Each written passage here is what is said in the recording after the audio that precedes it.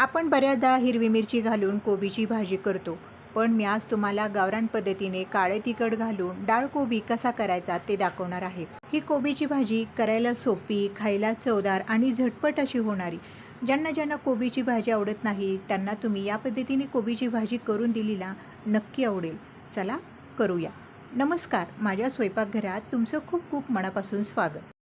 पाव किलो कोबी घेतला, असा बारीक पातळ चिरून घेतला आणि थोडा धुवून घेतला, म्हणजे कोबीचा उग्रवास कमी होतो.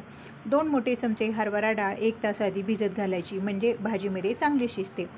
फोडणी करता वाटीमध्ये जिरं, मोहरी, कढीपत्ता, बारीक केलेला लसूण, घरचा काळा मसाला 1 चमचा, चवीप्रमाणे मीठ आणि बारीक चिरलेली कोथिंबीर. फोडणी करूया. कढईमध्ये 1 पळी तेल घातलं. तेल तापलं की त्यामध्ये जिरं, मोहरी घालूया. जिरं, मोहरी तडतडली की कढीपत्ता घातला. कढीपत्ता पण तडतडला की बारीक केलेला लसूण घातला. तेलामध्ये लसूण भाजून घेऊया. फोडणीमध्ये थोडीशी कोथिंबीर घातली.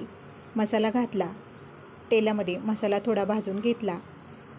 कोबी घातला. डाळीमधलं पाणी काढलं. डाळ घातली. तेलामध्ये मसाल्यामध्ये कोबी चांगला मिसळून घेऊया.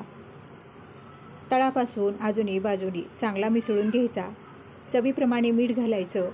मीठ घातल्यावर परत चांगलं मिसळून घ्यायचं.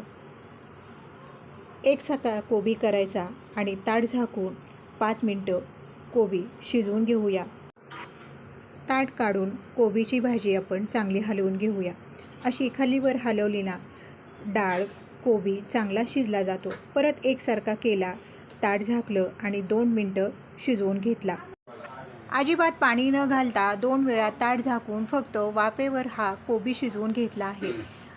बघा, मस्त चमचमीत अशी आपली कोबीची भाजी तयार झाली. वरून बारीक चिरलेली कोथिंबीर घातली. गरमागरम चपात्या आणि गावरान पद्धतीने काळं तिखट घालून केलेला हा डाळ कोबी.